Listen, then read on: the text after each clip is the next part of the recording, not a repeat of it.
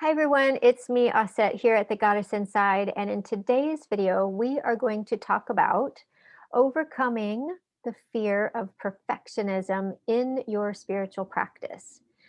So, that is kind of a big topic because there's a lot of times that I hear from people who are either beginning a spiritual practice, or wanting to learn to meditate, they're wanting to learn to do ritual, or they're wanting to write an invocation to a god or a goddess, and they feel like it's not good enough. They feel like that it's not going to be perfect and they're not going to be able to do it at all. And so they kind of limit themselves, and then they don't allow themselves to move through that and into the practice itself. So, remembering first of all that if you're working on developing or enhancing or enriching your spiritual practice, there's that word practice that's very important to remember. Not everything that you do the first time, the second time, the fifth time is going to be a polished event. That's not going to be a polished meditation that you're like, "Oh yeah, I can, take all of my thoughts that wander through my head and push them out easily, no problem. Oh yes, I know exactly where I want to stand in my ritual. I know which direction I want to face. I know exactly what I want to say." You need to practice those things. And so if there's something new that you're wanting to add to your spiritual practice, know that you will have some time to practice. And within these moments of practice, this is also, it's still very heartfelt. It's still coming from deep inside of you, is feeling of devotion and adoration that you're sharing of yourself with the deity. So whether you're standing in front of the altar that you have prepared for them and you're giving them offerings, or you're standing outside and you're saying a prayer under the sunlight or the moonlight, just know that the Neteru receive and hear and are grateful, and it fills them with great joy to feel your attention and your adoration and your devotion to them. One of the goddesses that we can think about is the goddess that I'm wearing today, the goddess Isis. She is known as the Great Mother. And when we think about motherhood, we think about sometimes the gifts that children will make and present to their mothers.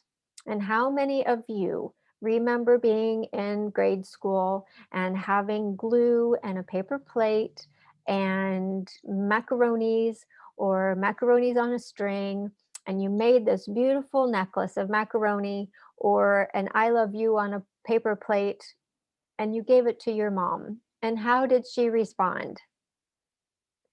I can almost guarantee you that her heart filled with joy at receiving your gift. She didn't care that it was, not spelled correctly. It didn't bother her that the macaronis were not all the same size and that there were three knots tied in the end to pull it all together.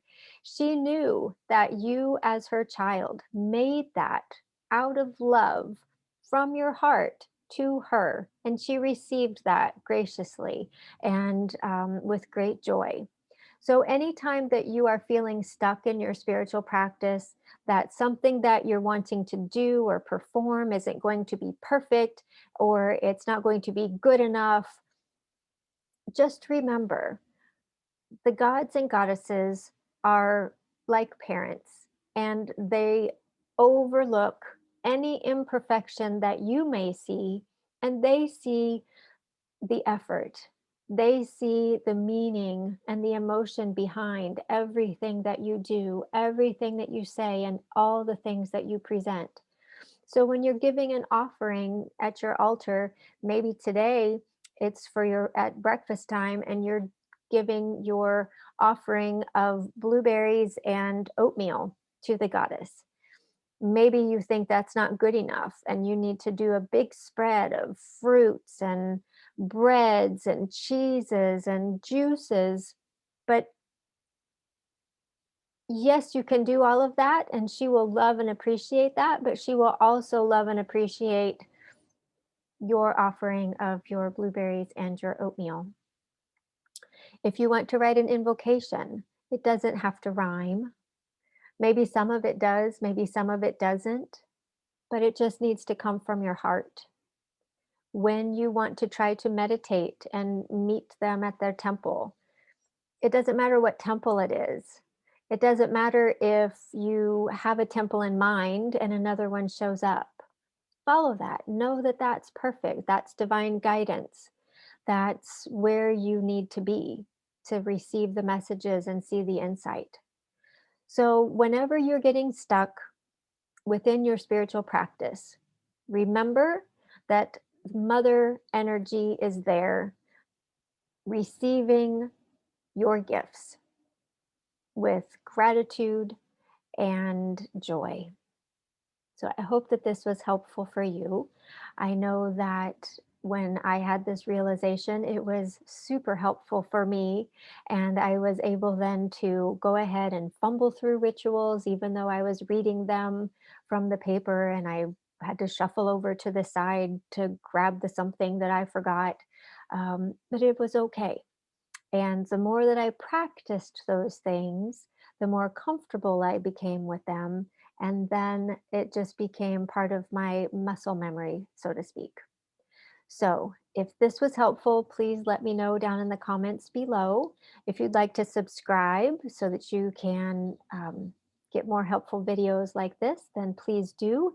And if you would like to get on my email list where I send out loads of information about the ancient Egyptians, their beliefs, the history, the mystery, videos, blogs, upcoming workshops, these kinds of things, then please head over to thegoddessinside.com and fill out the form and jump on my email list. I only send out 2 a month, so I'm not going to inundate you, but sometimes they are very packed with information. So I hope you've enjoyed. And of course, I hope that you enjoy everything about today.